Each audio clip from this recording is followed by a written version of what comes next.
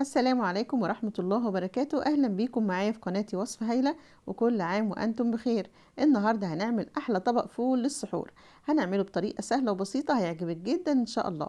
هيطلع معاكي أحلى طبق فول زي الزبدة، بجد خطير. طعمه ولونه وقوامه مفيش بعد كده. هتدمني الطريقة دي وهتعمليها بعد كده على طول.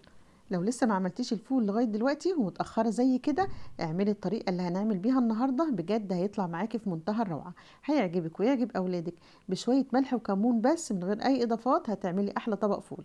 لو عايزة زودي زيت زيتون، طحينة، زبدة. عايزة تعملي تسبيكة كده بتوم وطماطم واضافات تانية بقى، توابل وكده، هيديكي برضو طعم خطير. هتعمليه في كل الاحوال بطعم مش هتلاقيه عند اي حد تاني. هيعجبك ويعجب اولادك، وكمان لو عندك ضيوف هيعجبهم جدا.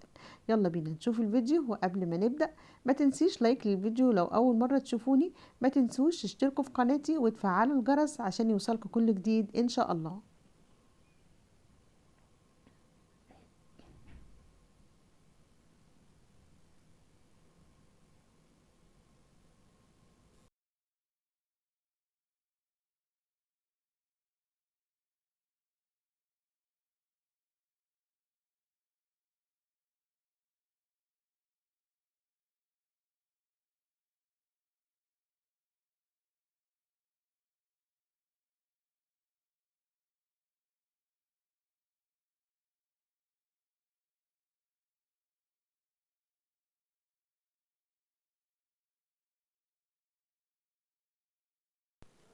اول حاجه معانا الفول. انا بشتري الفول البلدي، بتروح للراجل بتاع الفول او العطار او بتاع الحبوب، بتقول له انا عايزه نص كيلو او كيلو فول بلدي.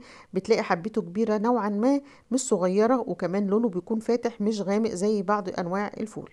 بنشتري الفول بتاعنا وبنقيه كويس، وبعد كده بنقعه حوالي 24 ساعة. النقع بيخلي الفول يتخلص من الكيماويات اللي استخدموها في الزراعة، وكمان اللي بتكون موجودة في التربة، وكمان اللي بتضاف له وقت التخزين عشان ما يسوسش. بيكون طبعا مليان كيماويات ومليان احماض وحاجات بتخليه يعمل انتفاخ كده في البطن او في المعدة بعد الاكل. فاحنا ضروري ان احنا ننقعه كويس الفترة دي. بعد كده انا بلاقي فيه حب بعد النقع لسه برضو ما تنقعش او ما كبرش حجمه زي بقيه الفول. بقشرها الحبايه اللي زي ديت عشان تستوي معايا، ما تبقاش واحده مستويه واحده لسه نيه. برضو حبايه الاقيها اتفتحت بقشرها، حبايه بلاقيها غامقه لونها غامق قوي او مسوده كده عن بقيه الفول، برضو بقشرها. وكمان بنقع نص كوبايه من الفول المفصص، وكمان ربع كوبايه او نص كوبايه من العدس الاصفر. حل على النار، ومجرد ما بتبدأ تغلي كده، تغلي كويس يعني، بنزل بكل الفول بتاعنا زي ما احنا شايفين كده، وكمان الفول المفصص المنقوع، وكمان نص كوباية من العدس الأصفر المنقوع والمغسول أو المغسول بس. وبنزل بكل الحاجات دي على الفول. دي الإضافات المهمة جدا، الثلاث إضافات دول: الفول والفول المفصص والعدس. أهم حاجة طبعا ضروري يكونوا موجودين، لأن دول اللي بيدوا القوام الحلو قوي للفول. بعد كده هزود معلقة كبيرة من البابريكا، والبابريكا بتخلي لون الفول حلو قوي، وكمان ريحته حلوة. بتخليه لونه مدي لون احمر شوية، وبتخلي لونه طعمه كمان وريحته حلوة قوي. بزود كمان ليمونة بعصرها، وضروري اعصرها كويس، وبنزل كمان بالقشر. ما تقلقوش خالص من طعم الليمون، عمره ما هيمرر، لان هي ليمونة على الكمية دي كلها. وكمان اصفر اخضر اللي متوفر برضو مش هيأثر، لان الليمونة مش هتأثر خالص في طعم الفول. بحط الليمونة والقشر بتاعها، وبعد كده بحط نص معلقة صغيرة من السكر بيساعد على سوى الفول بسرعة جدا. برفع على النار، ومجرد ما بيبدأ يغلي بهدي عليه النار خالص لمدة ساعة. وبعد كده بزود معلقة صغيرة من النشا بربع كوباية مية زي ما احنا شفنا كده، وبقلبه على النار لغاية ما يستوي تماما، والاقيه بقى زي الزبدة زي ما انتم شايفين كده. بجد خطير، لونه وطعمه وقوامه مفيش بعد كده. شايفين شكله عامل ازاي، القوام بتاعه عامل ازاي. ممكن كمان نستغنى عن معلقة النشا او معلقة الدقيق، يعني اللي متوفر عندك معلقة نشا او معلقة دقيق، وبضيفها على الفول بتاعنا. بتلم برضو شوية المية اللي موجودين شوية، وبعد كده بيبقى جاهز معانا. لو مش متوفر هو قوام الفول زي ما انتم شفتوه قبل ما اضيفها كان قوامه حلو قوي قوي، مش محتاج اي حاجة. وكده معانا الفول بتاعنا بعد ما استوى. هنشوف دلوقتي هنعمل فيه ايه بعد كده. طبعا اللي بيحب الفول يعني حبه موجود كده زي ما هو او سليم الى حد ما، هيستخدم الفول كده ويهرسه بشوكة زي ما هنعمل دلوقتي. واللي مش حابه كده يعني بيحب يكون مهروس اكتر، هوريكم بعد كده هنعمل فيه ايه عشان يبقى معانا برضو اللي بيحبه من نوع التاني. هناخد شوية فول في طبق زي ما احنا شايفين، ونبدأ نهرسه بشوكة او بكوباية كده مقلوبة، اي حاجة بقى جاهزة عندك او بهراسة اللي متوفر عندك استخدميه.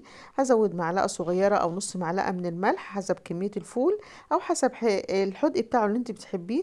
هزود كمان نص معلقة من الكمون، وممكن ربع معلقة بس من الكزبرة الناشفة الناعمة.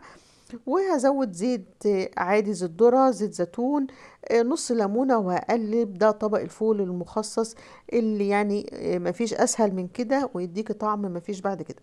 عملت قبل كده معاكم الفول بالبيض والفول بالتسبيكة او بالتخديعة اللي هو بالثوم والصلصة، وعملت معاكم كمان اللي بالزبدة واللي بالطحينة. عملنا انواع كتير من الفول، بس ده يعتبر ابسط واسهل طبق فول ممكن تاكلوه، مع خيار بقى اخضر، مع خيار مخلل، مع ليمون معصفر اللي احنا كنا عملناه مع بعض قبل كده. وهتاكلي احلى طبق فول ممكن تاكليه في حياتك. بعد كده اللي بيحب الفول بيكون مهروس اكتر من كده بالهاند بلندر، وهنضرب كل الكمية اللي معانا زي ما احنا شايفين كده. هنخبطهم يعني هنضربها ضربتين كده 3 مش كتير، يعني برضو الى حد ما ميبقاش بيوريه قوي، يبقى برضو في اجزاء من الفول زي ما احنا شايفين اهوت. اهو ده القوام بقى اللي يعني تطلعي الكيس من الفريزر وتسيبيه يبرد. انا فضيته في حاجة او بولة اكبر عشان يبرد معايا بسرعة، وبعد كده هبدأ اعبيه في الاكياس هدخلها الفريزر. بعد يعني العشاء والتراويح ان شاء الله في رمضان تطلعي الكيس على السحور بيكون اتفك، طبعا بيكون في الفريزر، فضروري نطلعه من قبلها بفترة عشان يفك معانا، يبقى لين يعني ما يبقاش مجمد وقت السحور. وبتضيفي الاضافات اللي انت عايزاها على طول، مش هتهرسي ولا هتضربي ولا هتعملي اي حاجة تاني. شوية ليمون وشوية زيت وليمون وملح وكمون، شوية طحينة، حاجات بسيطة جدا. وكمان ممكن نعمل الخلطة بتاعة الطحينة اللي احنا عملناها مع بعض برضو قبل كده. هبقى اسيب لكم اللينك بتاع الوصفة ديت في صندوق الوصف عشان اللي حابب يرجع لها. بيكون معانا جاهز طبق الفول للسحور، احلى طبق فول ممكن تاكليه في حياتك، بجد خطير. هنعبي كل الاكياس بتاعتنا. النص كيلو الفول بتاعنا ده يعتبر عمل معانا 5 اكياس، حجمهم يعتبر كبير جدا. لو هتشتري من بره الموضوع دوت هيبقى اغلى من كده بكتير. نص كيلو الفول ما كلفنيش اكتر من 15 جنيه، او يعني بالاضافات اللي انا ضفتها. انت ممكن كمان تفصصي الفول من الفول اللي انت هتسويه، يعني تاخدي شوية فول. ومعظم الاوقات انا بعمل الفيديو بتاعنا بيكون خلص. اتمنى يكون عجبكم، ما تنسوش اللايك والشير. اشوفكم بخير، مع السلامة.